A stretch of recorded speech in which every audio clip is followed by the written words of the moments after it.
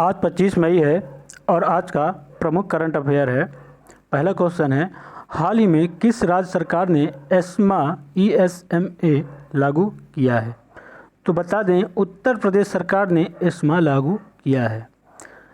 ESMA इस कानून के तहत पोस्ट और टेलीग्राफ, रेलवे, हवाई अड्डे और बंदरगाह संचालन जैसी आवश्यक सेवाओं की एक सूची तैयार की जाती है और इस सूची में शामिल सेवाओं से जुड़े कर्मचारियों को हड़ताल पर जाने से रोक दिया जाता है।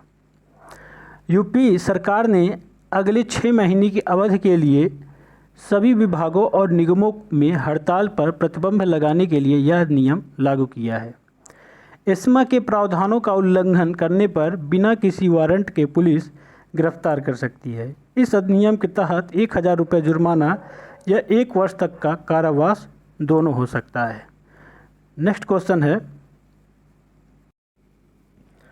रक्षा मंत्रालय ने मेक इन इंडिया पहल को बढ़ावा देने के लिए कितने रक्षा वस्तुओं की खरीद को मंजूरी दी है? तो बता दें, रक्षा मंत्रालय ने मेक इन इंडिया पहल को बढ़ावा देने के लिए 26 वस्तुओं की खरीद को मंजूरी दी है।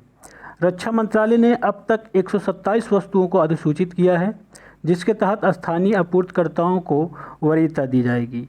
127 वस्तुओं में से 26 वस्तुओं को अधिक महत्वपूर्ण माना गया है। उपरोक्त कदम से देश की आर्थिक वृद्धि को बढ़ावा देने के लिए यह कदम उठाया गया है। कोविड-19 के कारण भारत के MSME बहुत बुरी तरीके से प्रभावित हुए हैं। अन्य सभी पहल के बीच भारत सरकार स्थानीय रूप से निर्मित सामानों को महत्व देगी, बढ़ावा देगी। नेक्स्ट क्वेश्चन है, प्रधानमंत्री उज्ज्वला योजना के तहत कितने करोड़ मुफ्त सिलेंडर वितरित किए गए? तो बता दें, लॉकडाउन के बीच प्रधानमंत्री उज्ज्वला योजना के तहत अब तक 6.8 करोड़ मुफ्त सिलेंडर वितरित किए गए।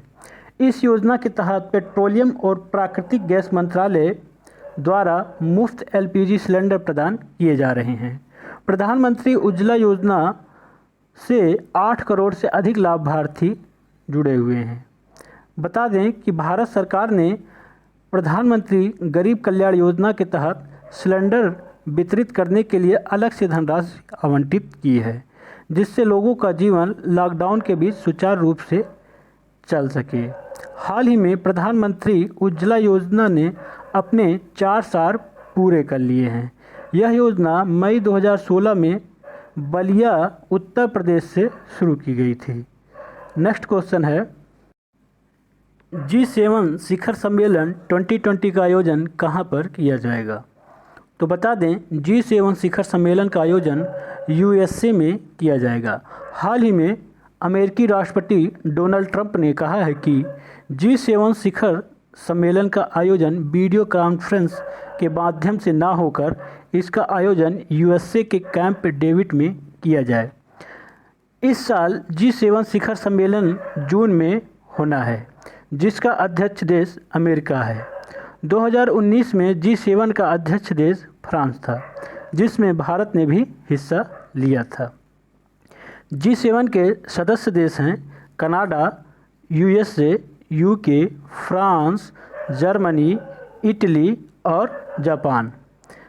पहले यह G8 हुआ करता था, जिसमें रूस भी शामिल था, लेकिन क्रीमिया विवाद के बाद 2014 में रूस को बाहर कर दिया गया। रूस G7 का सदस्य 1997 में बना था। G7 की स्थापना 1975 में की गई थी। नेक्स्ट क्वेश्चन है, भारत के किस क्षेत्र को पारिस्थितिकी रूप से संवेदनशील क्षेत्र घोषित किया जाएगा? तो बता दें, भारत के पश्चिमी घाट को पारिस्थितिकी रूप से संवेदनशील क्षेत्र घोषित किया जाएगा। भारत सरकार ने डॉक्टर कस्तूरी रंगन के तहत एक उच्च स्तरीय कार्य समूह का गठन किया। इस समिति ने राज्यों में भौगोलिक क्षेत्रों की पहचान की, जिन्हें पारिस्थितिकी रूप से संवेदनशील क्षेत्र घोषित करने की आवश्यकता है। इस समिति ने महाराष्ट्र राज्य के अधिक से अधिक गांवों को पारिस्थितिकी रूप से संवेदनशील क्षेत्रों के रूप में शामिल करने का प्रस्ताव दिया है। इसके तहत महाराष्ट्र के 2133 गांवों को इसमें शामिल करने का प्रस्ताव दिया गया है, जो कि पश्चिमी घाट के 37% हिस्से को कवर करती है तथा इस पूरे क्षेत्र को संवेदनशील क्षेत्र ESC के रूप में अधिसूचित करने के लिए एक ड्राफ्ट नोटिस जारी किया गया है। अब हम यहाँ जानते हैं कि ESC क्या है। ESC का मतलब उस क्षेत्र से है जहाँ पर खनन, थर्मल प्लांट, उत्खनन, निर्माण, उद्योग की स्थापना नहीं की जा सकती है, वहाँ पर ये सब पूर्णतः प्रतिबंधित हैं। नेक्स्ट क्वेश्चन है, वर्ल्ड टर्टल डे कब मनाया गया? तो बता दें, कछुओं के संरक्षण तथा अवैध तस्करी रोकने के लिए जागरूकता बढ़ाने के लिए 23 मई को वर्ल्ड टर्टल डे मनाया गया। कछुओं के अस्तित्व पर एक बड़ा खतरा उनके निवास स्थान पर निरंतर होता विनाश है। भारत की गंगा और अन्य प्रमुख नदियों कछुओं के जीवन का निर्वहन करती हैं, किंतु जैसे जैसे ये नदियाँ और अधिक प्रदूषित होती जा रही हैं, कछुओं की मरने की दर में बढ़ोतरी होती चली जा रही है। कछुओं की तस्करी भारत में एक आकर्षक व्यवसाय है। भारत सरकार तस्करों को पकड़ने के लिए निरंतर प्रयास कर रही है। तमिलनाडु और आंध्र प्रदेश के तटों पर ओलिव रिडले समुद्री कछुओं के संरक्षण पर विशेष ध्यान दिया जा रहा है। नेक्स्ट क्वेश्चन है, हाल ही में किन 2 भारतीय पावर लिफ्टर्स को राष्ट्रीय डोपिंग रोधी एजेंसी नाडा द्वारा निलंबित कर दिया गया है? तो बता दें, हाल ही में सविता कुमारी और अंकित सिसोदिया को राष्ट्रीय डोपिंग रोधी एजेंसी नाडा द्वारा अंतिम रूप से निलंबित कर दिया गया है। इन्हें निलंबित करने से पहले दोनों एथलीटों को एंटी डोपिंग पैनल के सामने अपना पक्ष रखने का मौका दिया गया। राष्ट्रीय डोपिंग रोधी एजेंसी के महानिदेशक नवीन अग्रवाल हैं। इस एजेंसी की स्थापना भारत सरकार द्वारा की गई है, जिसका उद्देश्य है खेलों को डोप मुक्त करना।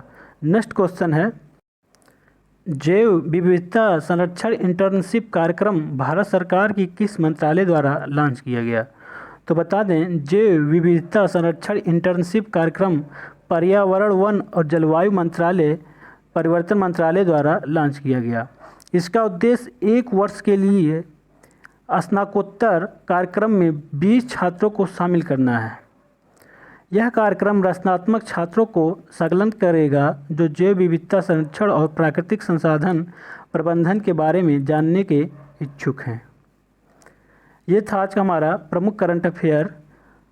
इसी तरह प्रतिदिन के लिए करंट अफेयर पाने के लिए हमारे चैनल को लाइक करिए और सब्सक्राइब करिए। धन्यवाद।